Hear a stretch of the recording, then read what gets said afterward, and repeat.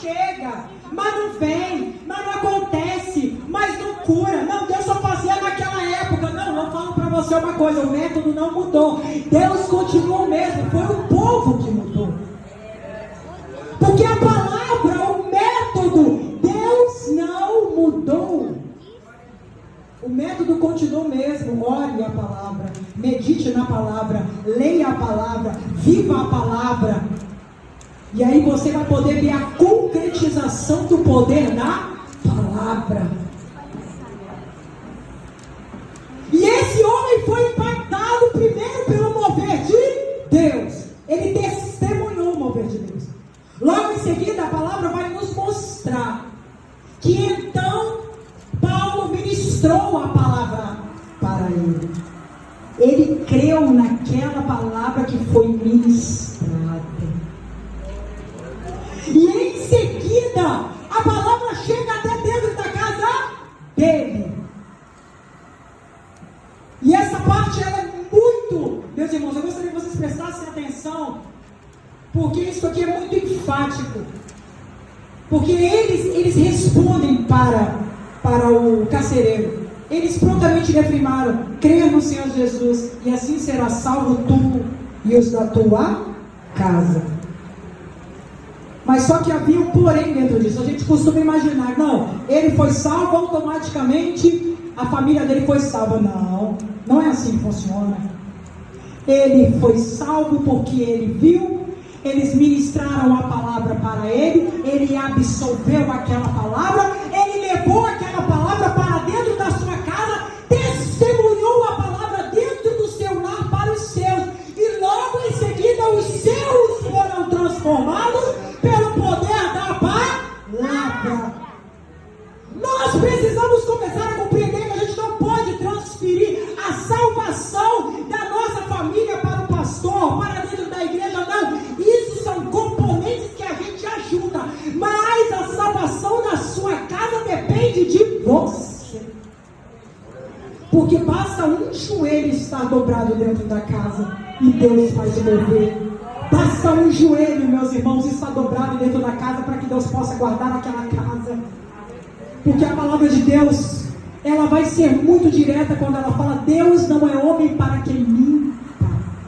A palavra dele só precisa ser introduzida em algum lugar para que haja transformação. E a gente quer ficar colocando essa responsabilidade às vezes em cima do pastor ou da igreja. Só que a gente não está entendendo que essa responsabilidade é nossa família. Porque Deus no começo não formou uma igreja. Deus no começo formou Adão e Eva. Isso quer dizer que ele formou uma família. Porque o nosso primeiro ministério, porque a gente precisa entender isso, é a nossa família.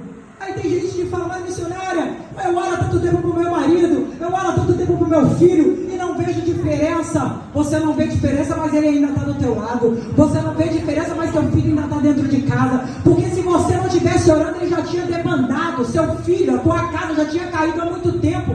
É por causa do teu joelho que está no chão que a tua casa ainda não caiu. É porque você ainda está orando que teu casamento está de pé. É porque você está orando que teu filho ainda está guardado. E a gente precisa poder entender isso. Não se transfere responsabilidade de família para a igreja. A responsabilidade é sua. Marido, amai as esposas como Cristo amou a igreja. Esposas, sejam coroa de seus maridos. Filho, honrar pai e mãe. Mas nesse mundo tão deturpado, tão distorcido, os conceitos realmente estão mudando. Estão mudando sim, igreja. Mas a igreja que milita, ela não muda. A igreja que milita, ela continua com os padrões que a Bíblia nos deu. Porque a palavra do Senhor é diretriz para o povo. Então a palavra, ela não muda. A palavra não se adequa. Somos nós que temos que nos amoldar à palavra. É o mundo que precisa ser transformado pelo poder da palavra. Não é a palavra que está ultrapassada. Não. Eu tenho que dizer para aqueles que dizem que a palavra tem que ser atualizada. Não. É a vida de vocês que tem que ser transformada. Porque a palavra, ela é mais atual do que qualquer jornal.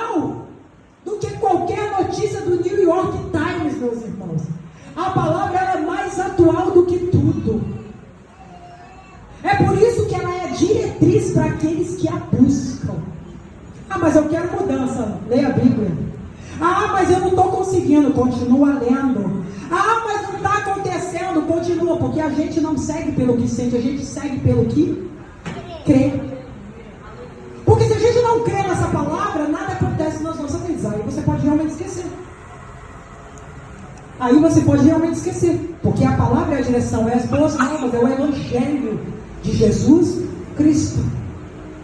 Então esses homens, como discípulos, eles tinham a palavra. Eles tinham o poder.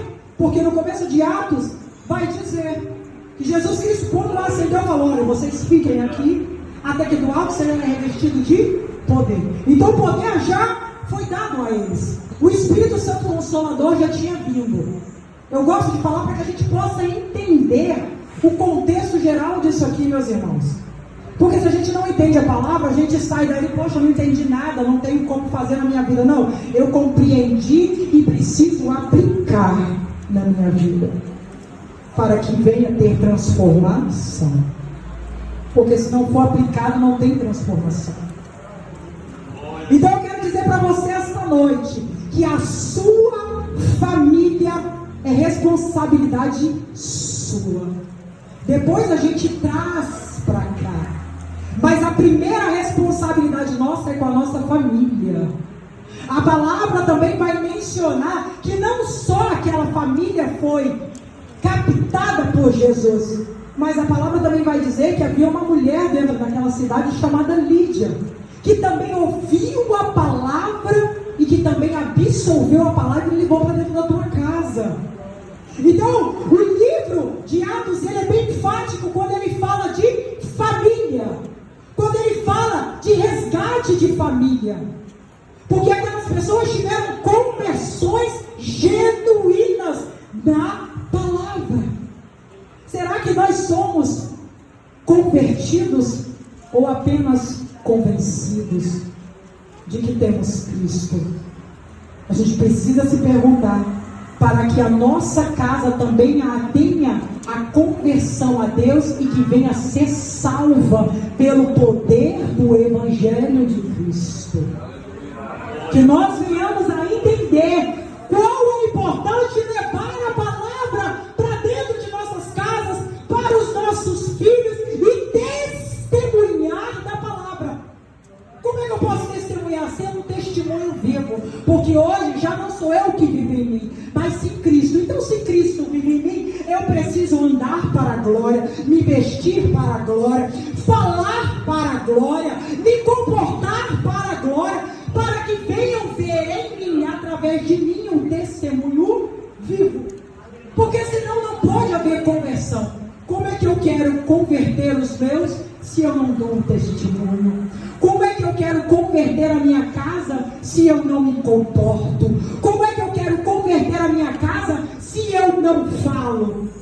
Então a gente precisa de alinhar esses pontos para ser testemunho, assim como Paulo e Silas foram testemunho dentro daquela prisão para aquele carcereiro que presenciou um ato de Deus. Ele foi impactado por aquela palavra, absorveu o Evangelho, levou o Evangelho para dentro da tua casa e os seus abriram o coração, foram convertidos e tu e a tua casa será salvo.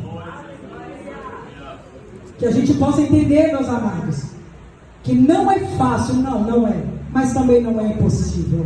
Que a gente precisa de verbalizar, precisamos de ser testemunho vivo do poder e da palavra do Senhor, para que não só a nossa casa, mas para que pessoas ao nosso redor também venham ser alcançadas pelo poder do Evangelho. E só assim realmente nós seremos a igreja que milita e que prega o Evangelho das boas novas. Em nome de Jesus. Fiquem de pé, meus irmãos.